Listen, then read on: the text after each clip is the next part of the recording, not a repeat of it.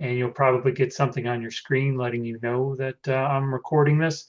And when it's complete, I'll add it to the list of available help materials on the SIDMA website for reference and for anyone else who wasn't able to make it to this talk.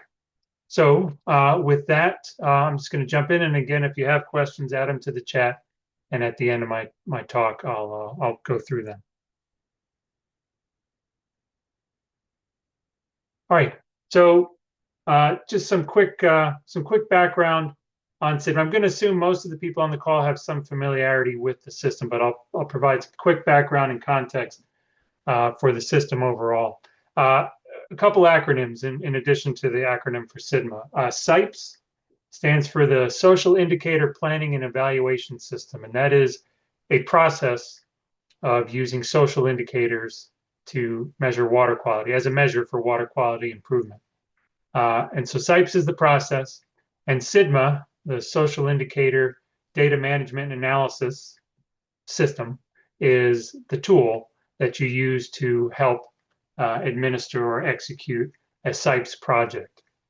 The two acronyms were designed together to help evaluate non-point source pollution and water quality management in the Great Lakes region, specifically EPA Region 5, as they were the main funder of the project that led to the development of SIPES and SIDMA.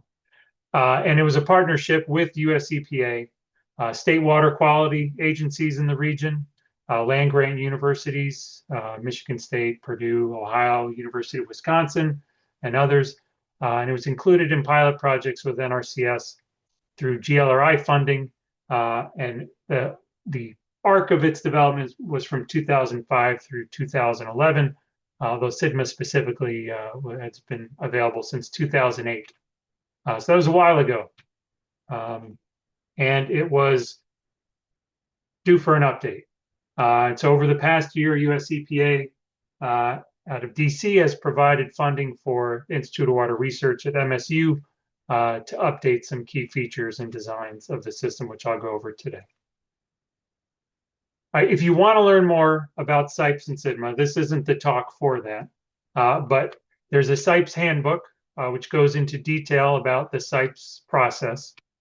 There's a SIDMA two-pager, which is a brief summary. The SIPES handbook also includes some information on how to use SIDMA, but there's a brief SIDMA two-pager about the features and the main functions of SIDMA.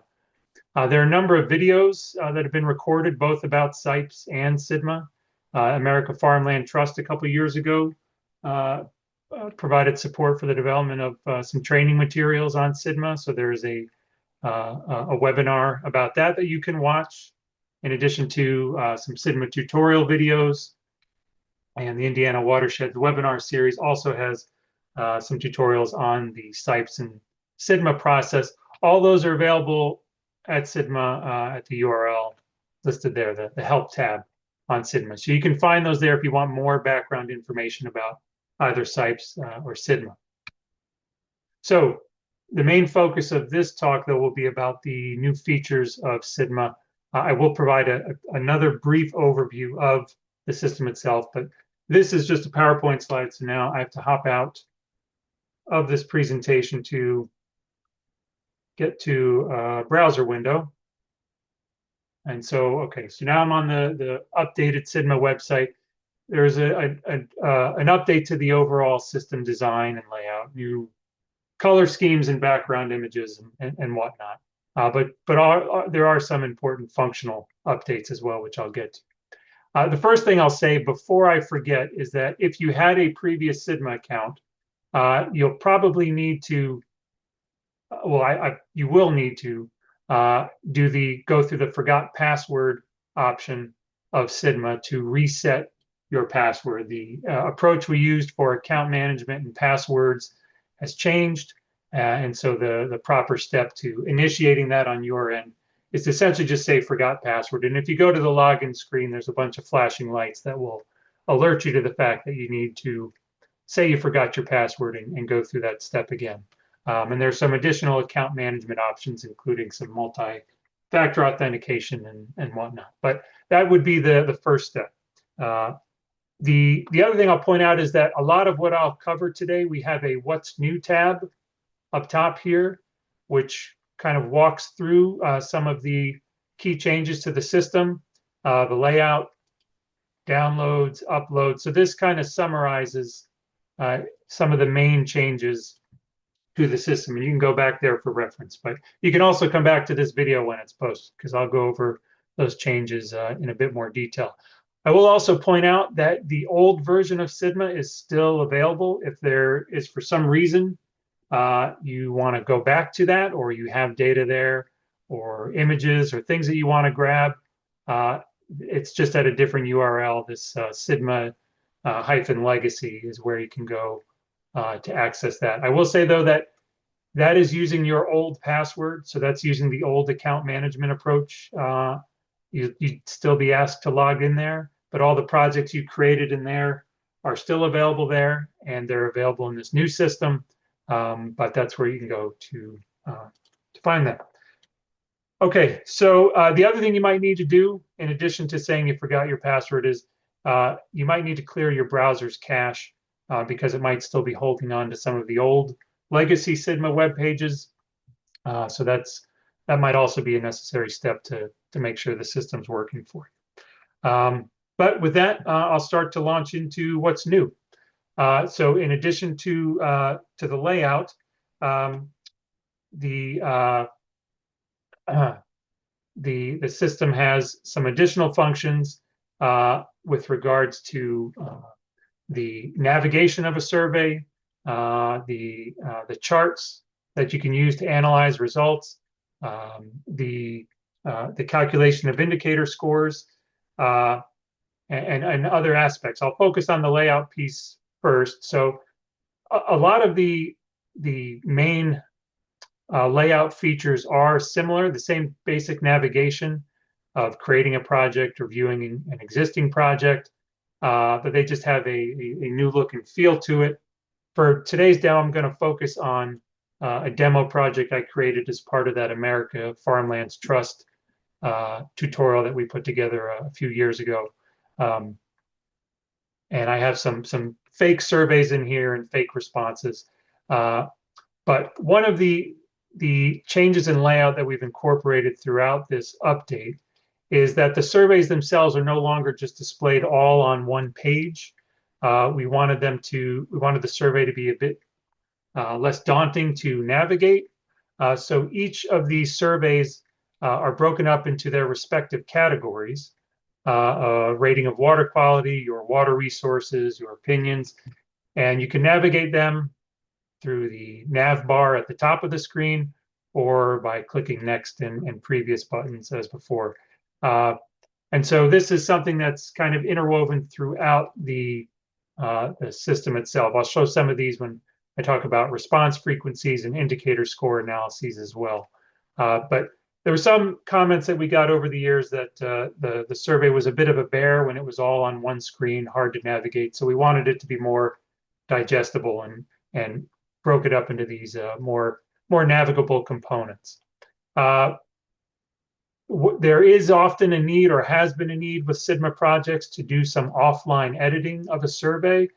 And so we previously had an option where we made it easier to copy and paste a SIDMA survey into a Word document. Since we broke it up into these categories, that makes it a bit harder to do. But we did add a button up here, open in a copy-friendly window, which will create a whole page version of a survey that is easier to copy and paste into a Word document. It doesn't have any particular formatting or style to it, so we'll leave that up to the author. But there's also an option to download as a Word doc, and so you can click that button and it will give you a Word version of the document that you can edit and format as needed for offline work or survey preparation. So let me hop back in here. All right, another key feature that we added, go back to this project, is with regards to the ability to download data and to upload data. I'll focus on the download piece here. This was part of the legacy service as well, but downloading data previously would again just give you a window from which you could copy and paste text into a text editor for offline analysis. But now, and I won't read all the instructions here, it gives you more background as to what's happening with a data download, but you can download a CSV file of all the responses to a survey. Let me just expand the screen here. And for each respondent to the survey, you'll have the timestamp. And the questions are broken down by their corresponding variable name. So there's a question ID, the possible answers to a question, numerical values of the answers to a question, and for each respondent, what that corresponding numeric value was. And the columns are all the questions on the survey. Now, just looking at it like this, it might not mean much, but the key thing here is that each question has a unique variable name, which is how you can cross-reference the results here back to the survey themselves. To know or to see the variable names on a survey, on this page, there's a link to do so. Click here to view and edit the survey's variable names. But also in this Surveys tab, there's an option here to view and edit variable names. Most of the variable names are not editable because those are the core questions from the SIDMA database. And so there you can see the questions and their variable names here. But if you customize your survey by adding custom questions to it, which you can still do in this updated version, then you have the ability to specify unique variable names for each question. In this particular category, we do have 4 custom questions here. SIDMA will auto-generate some custom, some variable names for these questions, but you can edit these as you want. But these are the variable names that you'll find in the survey download component here. All right, let me hop back in here. Now, a request that had been made over the years a number of times for SIDMA was the ability to upload data. So people would generate their Word documents, format them as they would see fit, distribute them manually or directly or over the mail, and get those results, but they would process them offline. They would want to upload them into SIDMA so that they could take advantage of the analysis functions, such as viewing the response frequencies or viewing the indicator scores. And so we had a offline process by which people could upload survey data, but it was kind of cumbersome both for the user and for myself personally. But with this new update, we added an upload response function, and I'll show a quick, simple demo of how that would work. But essentially, the key step in uploading the responses is that it has to be in the same format, because you'll upload a spreadsheet of responses. It has to be in the same format as the data download. So you'll download your survey with essentially an empty template, or you can modify it as needed. But SIDMA is going to expect that the data you're uploading is in this same format here. So again, to show a quick example of how that would work, and the instructions here kind of explain all that. But I'm going to attempt to upload the spreadsheet that I just showed here, and SIDMA is going to analyze it, and if it finds any discrepancies, such as, the data you're attempting to upload includes a variable name that isn't in your current survey that you're trying to upload to, or perhaps the data, a response is not in the proper format, whereas SIDMA might expect a certain question to have a numeric answer, and you're trying to upload something that has perhaps by mistake or as an artifact, a letter or text in it. It will alert you to that fact before it attempts to upload it, and it'll point it out here. But it says there's been no invalid values found, 10 responses verified in that spreadsheet, and I'll click upload.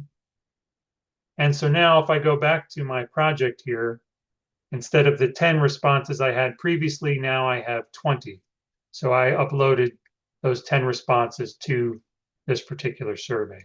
So you do have to dot your I's and cross your T's in order for that to work. But as long as the data you're uploading is in line with what SIDMA would expect of the survey you're attempting to upload to, then you can do so.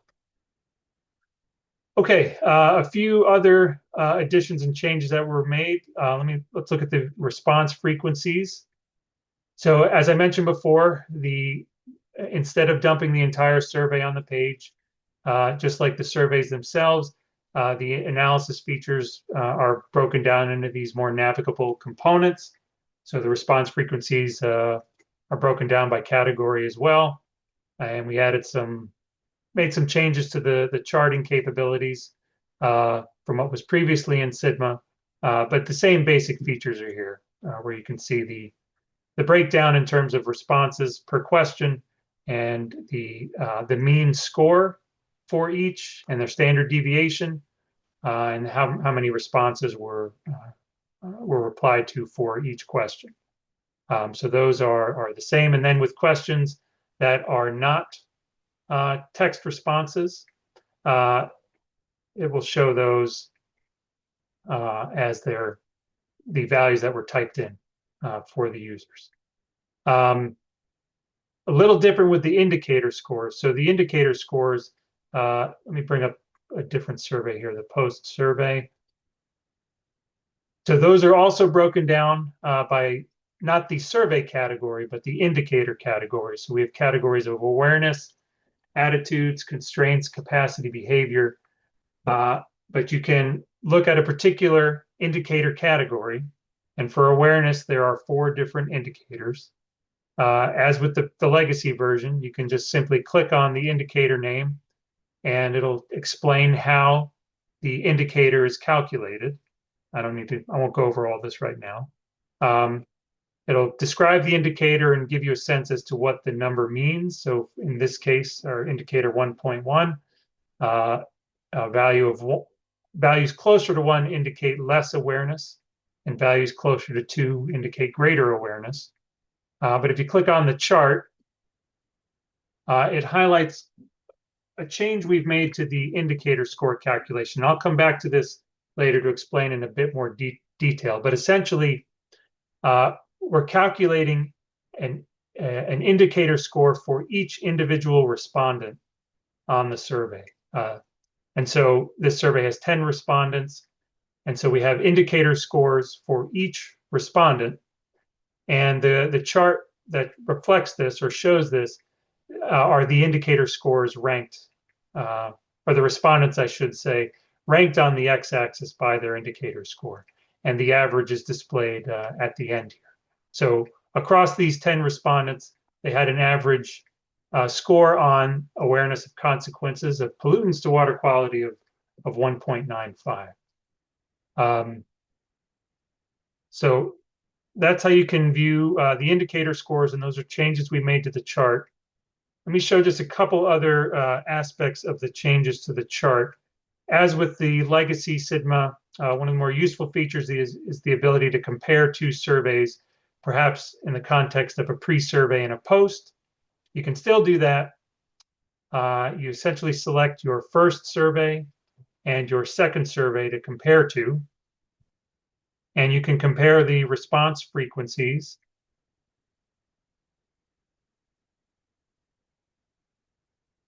Didn't seem to like that one for some reason. But you can also compare the response indicator scores. Let me try this one. Oh, I just compared 2 surveys against each other, so it's not going to say that there's any difference between them. I think it might have had a issue with the newly uploaded data that I just showed there. Let me try this one more time. I'm going to compare these. Okay. It seemed to just be an issue with the response frequency. So it's new system.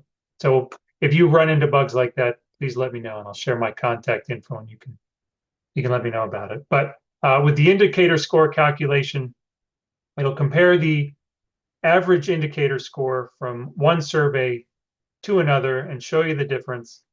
And it'll do some stats to estimate whether it was a statistically significant difference. And so to see that, you can click on the results tab here.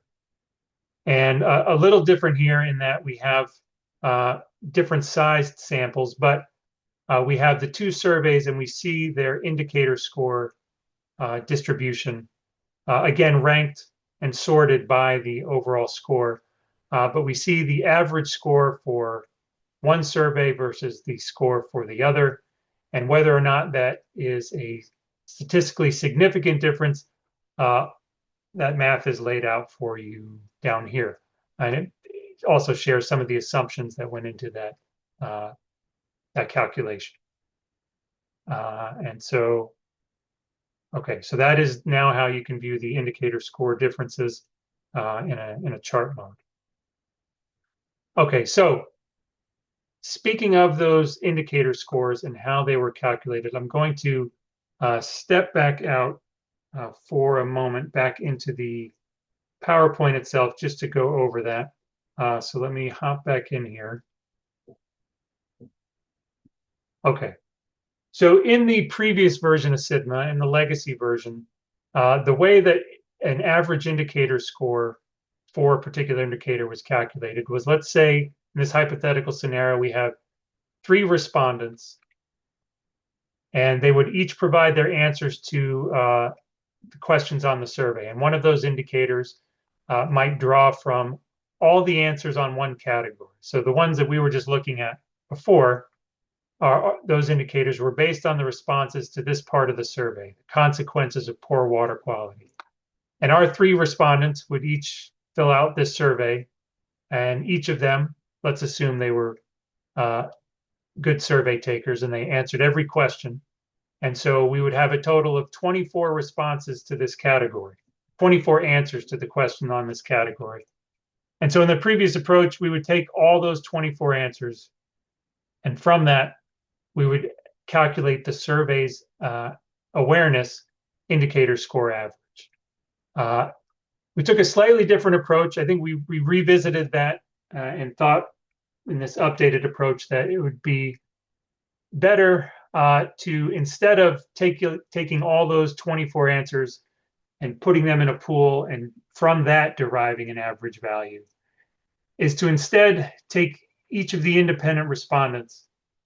They provide their own scores, and from that, we would calculate a respondent awareness score for each one. So we'd have one score for respondent 1, respondent 2, and respondent 3. And then from those individual respondent averages, we would have the survey awareness indicator score average. So it's slightly different. It's still getting at the same basic estimation of overall awareness, but just in a slightly different approach. And the end result of that is that in the averages that we're calculating, both for what was displayed on the screen in the chart we were looking at, it's a slightly smaller N or sample size than the approach that we used before. And that also potentially has an implication on the t-tests that are done for statistical significance, because it's also a slightly smaller sample size. But I think after reviewing it, we decided that it's a better approach to not just estimate the overall indicator average across all the answers that were provided, but instead to look at each individual respondent to a survey and what their overall awareness is as estimated through SIDMA, and use that to derive an average.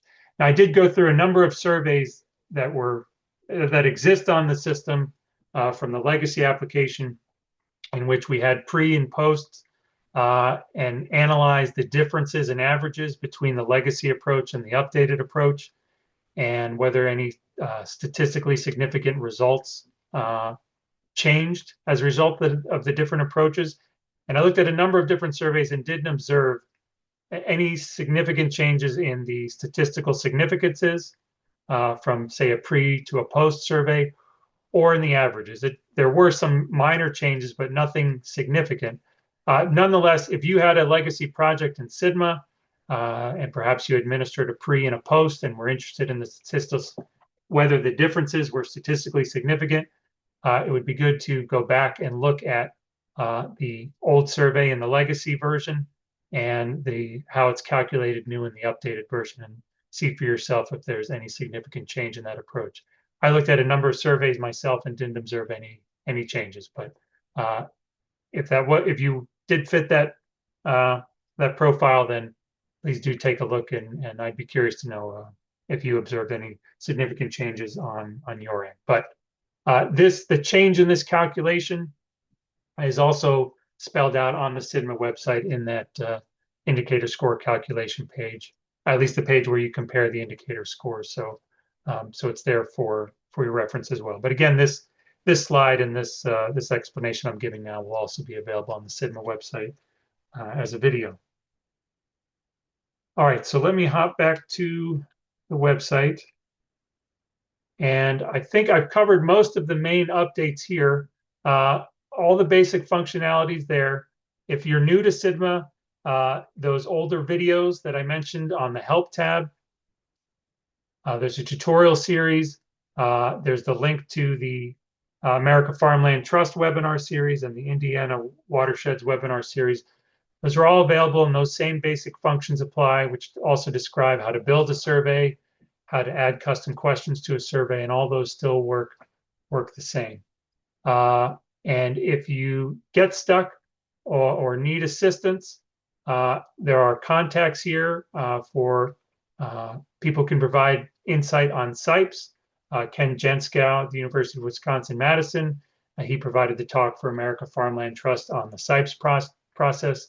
Linda Prokopi at Purdue was central to the development of the SIPES and SIDMA, and Sid Curtis at EPA headquarters in DC. She facilitated the update funding that allowed for us to add these new features and design. If you have technical questions regarding SIDMA itself, if you run into bugs or errors or need some assistance, my contact information is available here, in addition to my colleague Jeremiah Asher, who also works at IWR at MSU. His contact information is there as well. And so with that covers what I wanted to go over today. I appreciate your attendance here. This video will be posted to the SIDMA website in the coming days. But I'm going to go to the chat now. And if there are any questions that were people posted to the chat, I'll answer them here. I also see that there's a Q&A section. So you can also apparently ask questions to the Q&A. So there's one question. Is it safe to assume that the values for each variable are listed in the same order as the answer options in the data spreadsheet? Yes. If you're looking at the spreadsheet, the columns from left to right are in order of the questions on the survey themselves. So yeah. And that was the only question that I had in the Q&A, and I didn't see any other questions added to the chat. If you do have one or weren't able to post it, feel free to email me. One just came in. New to SIDMA, is the application free of charge? Yes, there's no charge to utilize SIDMA. And there's no charge to email me if you have a question that I didn't cover today. Okay, well, with that, I'm going to end this call, let the video process, and I'll upload this. And thank you again for your time. Don't hesitate to reach out, and have a good day. Thank you.